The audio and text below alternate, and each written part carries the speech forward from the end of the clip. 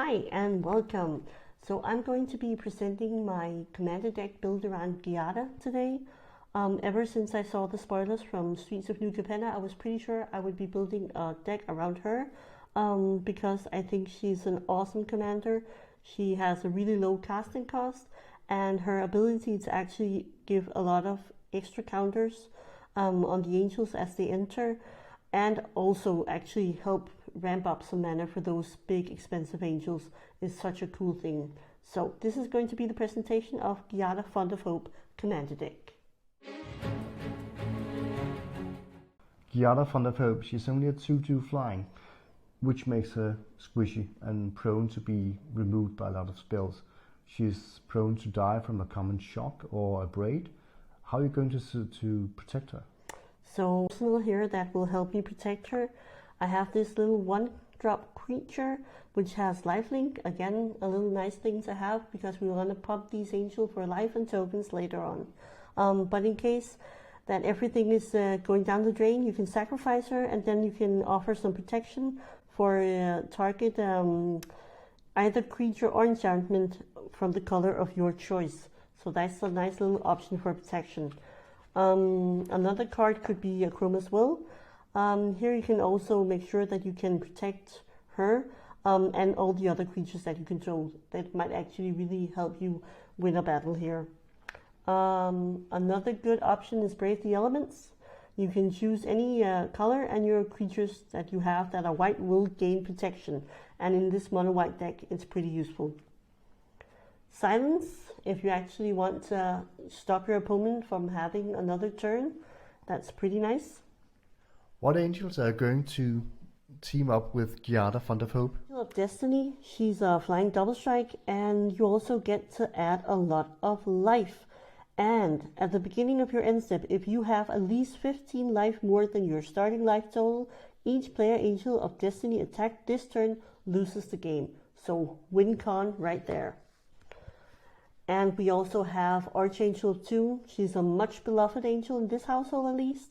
Her ability is to have lifelink, and then also when you gain life, as you probably will as soon as she gets to deal some damage, you can put a 1/1 counter on each creature you control. So not only does Giada give your angels some tokens, Archangel, unless she's removed or countered, will also be adding some much needed tokens. Exalted Angel deals damage, and then you gain that much life. Another way of gaining some life here. Righteous Valkyrie, she's really nice if another angel or cleric, and we have a lot of clerics in this deck as well. Look out for the deck list at the end. Enters the battlefield under you control, you gain life equal to that creature's toughness. And as long as you have at least 7 more life than your starting total, you get to have your creatures have a +2/+2 on them. This angel, you can pay 1 white mana and then you can tap 4 creatures you control with flying rather than having to play its mana cost. And she also has lifelink, and as an added bonus, besides her already being a 7/7, all the creatures you control with flying have indestructible. Angel of Vitality, if you would gain life, you can add another one of those, and again this life gain will be really important as you will see later on. And she gets to have a +2/+2 counter on her if you have 25 or more life. Baneslayer Angel, she's just a really good all-around angel. She has lifelink, and she also has some more protection from demons and dragons, and she gets to have first strike and flying as well. So these are some pretty cool angels. These are mid-range to late-range game, but we need to have some finishers as well. Platinum Angel, this little beauty will make sure that you can't lose the game and your opponents can't win it. She's pretty awesome to keep your game under control until you can have the right cards. Avacyn, Angel of Hope. This is definitely one of the biggest and most awesome angels out there, and she's a finisher. As soon as she comes in, she will have indestructible, and so will all other permanents you control, besides being flying, vigilance, and an 8/8. Okay, so you're able to protect her and you're able to have a lot of nice angels, but I play elves, and elves are really good aggro tribe. How are you going to defend against aggro decks? Okay, so one possible line of defense would be to play Archangel of Tides.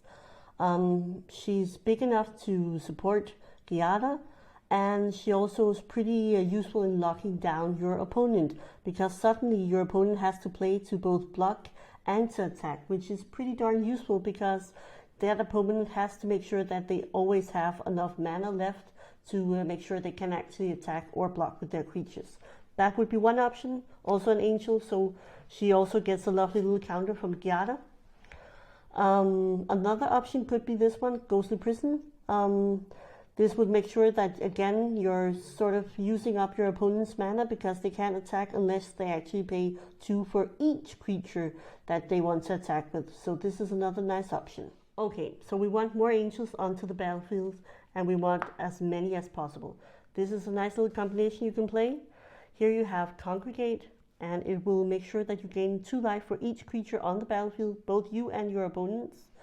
And if you have Angelic Accord down as an enchantment, it will make sure that you have the possibility to get a 4/4 white angel token creature with flying onto the battlefield. Other options could be Entreat the Angels.